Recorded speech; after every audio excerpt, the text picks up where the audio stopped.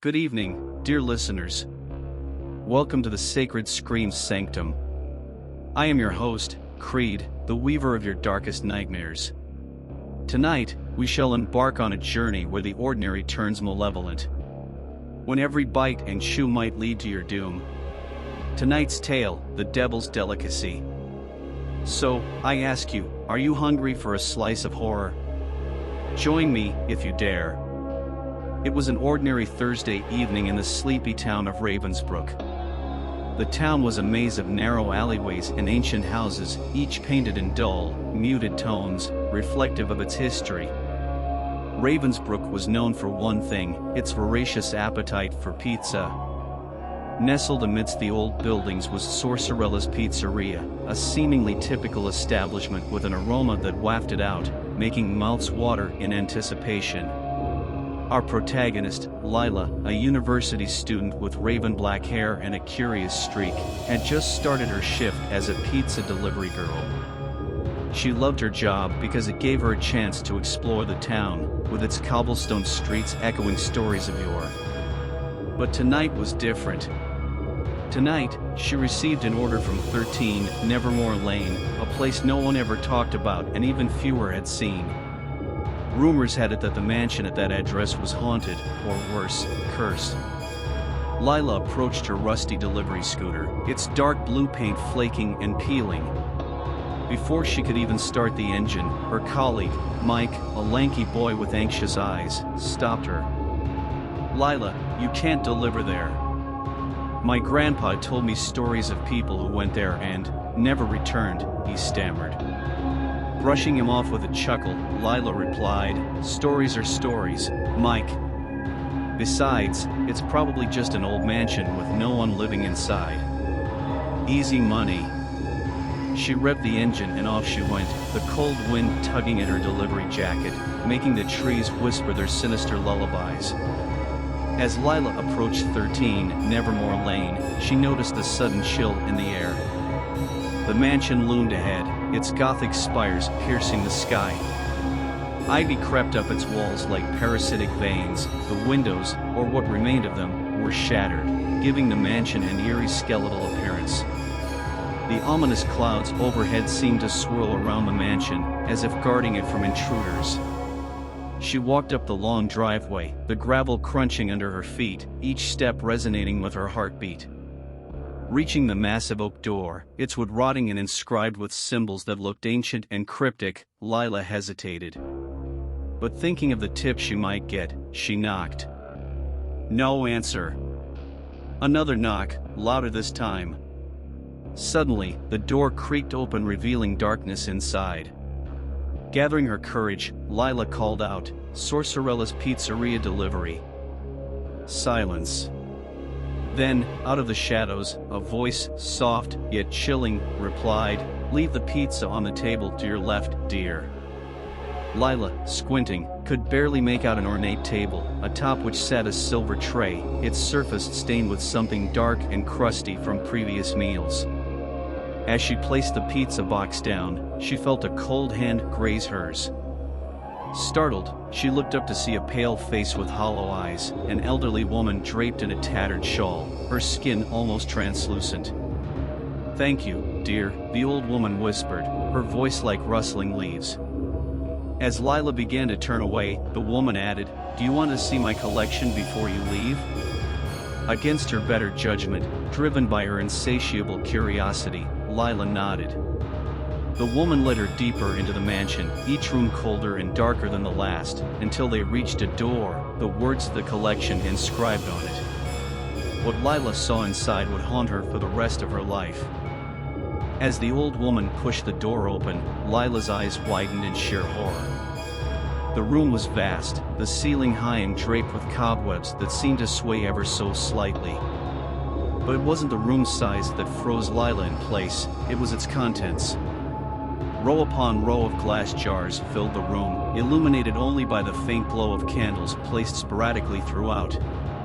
Each jar contained a visage, a human face, contorted in eternal terror. Their eyes moved, following Lila as she walked past, their silent screams begging for release. Above each jar was a label, names, and dates spanning years, if not decades. The old woman observed Lila's horror with a sort of twisted glee. "These," she whispered, "are my most treasured possessions. Souls, dear. Trapped forever. Each has a story, each delivered more than just pizza to this mansion." Lila's heart raced. She realized, looking around, that some of these faces were familiar. Delivery people from other establishments, missing people from town that were spoken of in hushed voices. Her eyes darted to the door she'd entered from, calculating her escape. But before she could make a move, the old woman's voice broke through her thoughts. "You see, my dear, these souls keep me young. They feed me with their fear. And tonight, I am famished." Lila felt a paralyzing grip on her arm, the cold touch seeping through her skin, freezing her very bones. The old woman's eyes, once hollow, now glowed a deep shade of crimson, her face inches from Lila's. "Your youth, your essence, it's intoxicating," she murmured, her breath fetid, a mixture of decay and something far more ancient. Desperation fueled Lila's actions. With all the strength she could muster, she managed to break free, knocking over a jar in the process. As it shattered, a ghostly apparition rose, screaming in agony before dissipating. The distraction bought Lila precious seconds. She sprinted towards the door, slamming it behind her, locking the old woman inside. The haunting cries from the trapped souls echoed in her ears as she made her way out of the mansion. But Lila wasn't free yet.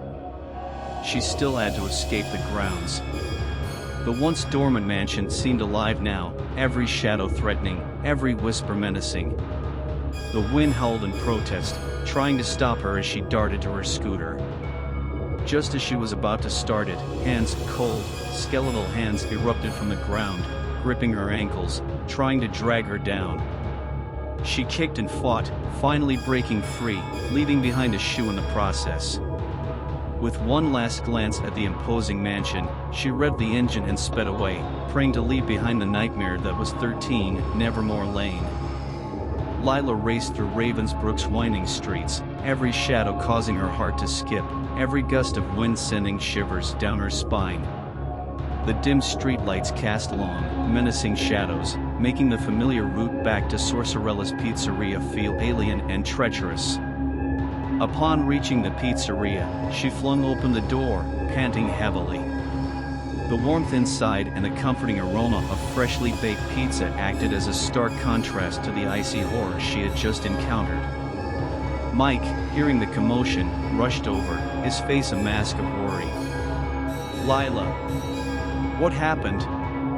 You look like you've seen a ghost." Gulping down a glass of water, Lila relayed the events, each word making Mike's eyes widen in disbelief. As she finished, he whispered, "I told you. Those stories, they weren't just tales." Just as Lila was about to reply, the bell atop the pizzeria door jingled. In walked a tall, elderly man with a silver mane, wearing a tailored suit, a stark contrast to the pizzeria's laid-back ambience. "Ah, Lila," he said, his voice velvety, "I heard you had quite the adventure at the mansion. My apologies for my sister's eccentricities." Lila's eyes darted to the door, calculating another escape. "Who are you?" she stammered. He smiled, revealing perfectly white teeth. "I'm the guardian of Ravensbrook's secrets. That mansion, my dear, houses trapped souls. My sister, well, she feeds off their fear, their essence. But now, since you've seen too much, a choice lies before you. Forget everything and never speak of it, or join the collection." Mike intervened, "Leave her alone. She's been through enough." The elderly man laughed, "I admire your courage, young man." "Very well, Lila, go, but remember, silence is golden." With a final tip of his hat, he exited, leaving behind an atmosphere thick with unease. Days turned into weeks, and the terror of that night began to fade, taking on the hue of a bad dream. Lila quit her job at Sorcerella's pizzeria and vowed never to return to Ravensbrook. However, she kept her promise of silence, knowing the cost of speaking up was far too high. And as for Ravensbrook, it continued with its quaint ways, the residents blissfully unaware of the lurking darkness in the mansion at 13 Nevermore Lane, waiting, always waiting, for its next delivery. Thank you for joining me on this terrifying journey tonight at the Sacred Screams Sanctum. If my narration sent shivers down your spine, do not forget to like, subscribe, and comment below. What would you like to hear next? Remember, in the realm of horror, every slice of life can turn deadly. I am Creed, and until next time, sleep tight, for the next knock on your door might just be your last.